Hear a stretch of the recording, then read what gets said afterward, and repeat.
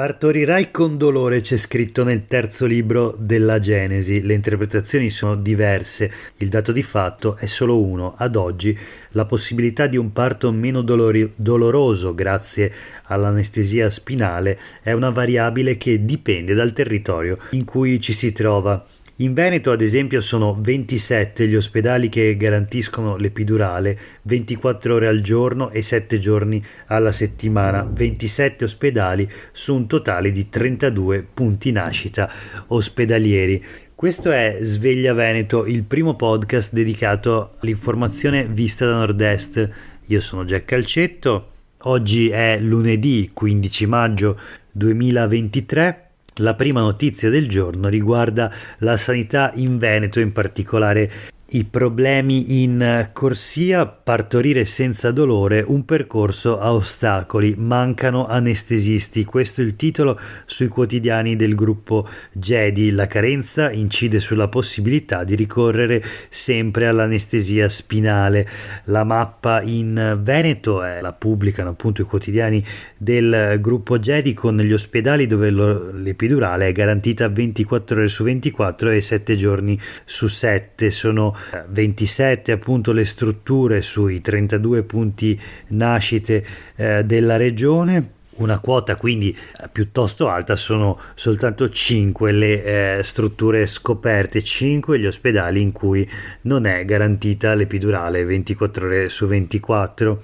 Tra questi Montebelluna, dove l'anestesia spinale non viene eseguita ma viene assicurata solo in casi particolari concordati con il ginecologo, come in presenza di pazienti psichiatriche minori o in caso di morte intrauterina del feto.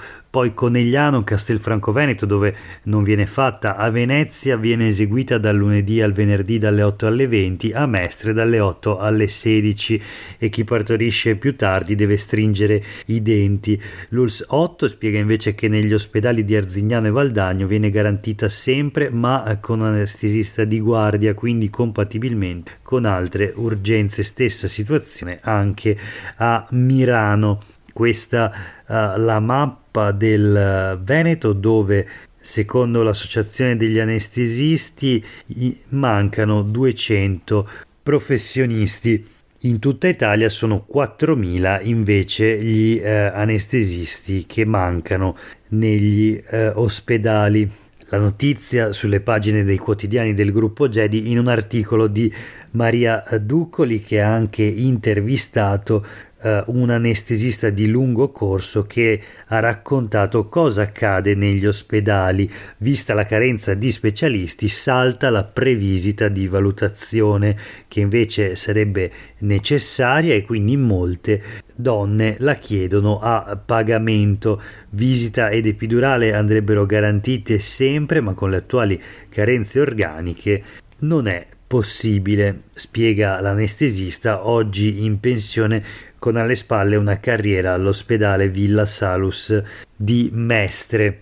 Questo per quanto riguarda i problemi della sanità veneta e in particolare la carenza di personale. Oggi abbiamo parlato degli anestesisti, proseguiamo con la rassegna stampa di oggi.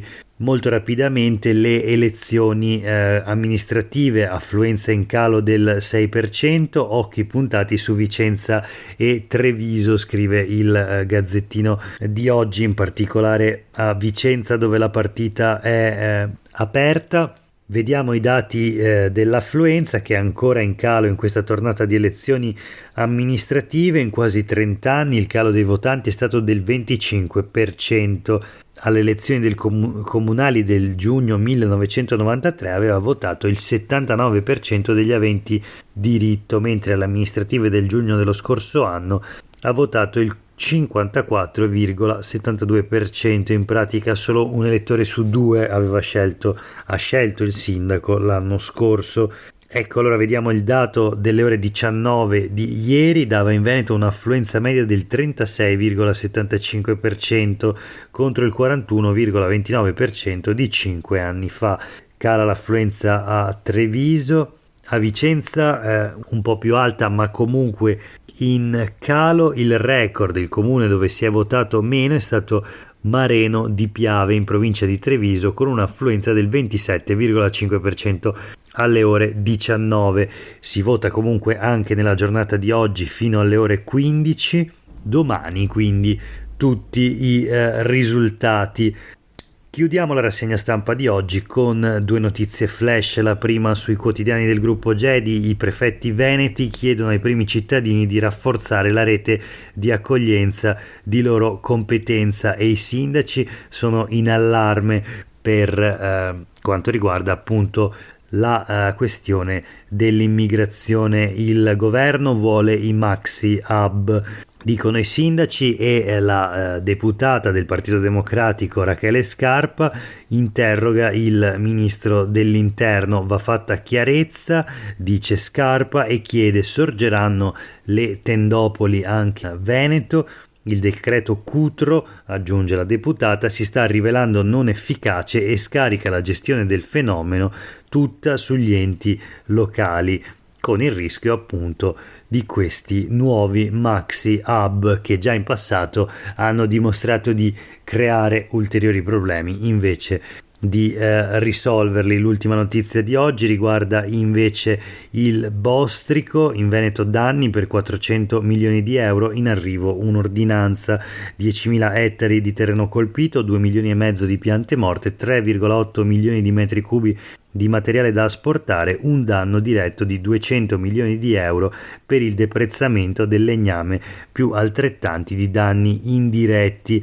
Sono gli effetti del Bostrico in Veneto, un piccolo insetto coleottero lungo tra i 4 e i 5 mm che sta facendo strage nei boschi del nord Italia, perché si sviluppa sotto la corteccia degli alberi, in particolare gli abeti rossi, scavando intricate gallerie che interrompono il flusso della linfa e in tal modo porta inevitabilmente a morte le piante in breve tempo. Appunto 2 milioni e mezzo di alberi colpiti solo in Veneto. Dal governo appunto in arrivo un'ordinanza: il Ministero dell'Agricoltura prevederà delle deroghe per l'asporto celere del legname, come per Vaia, l'emergenza Vaia successiva alla tempesta che spazzò le montagne del Veneto. E non solo. Per oggi è davvero tutto. Grazie per aver ascoltato questa puntata di Sveglia Veneto. A tutte e tutti voi una buona giornata.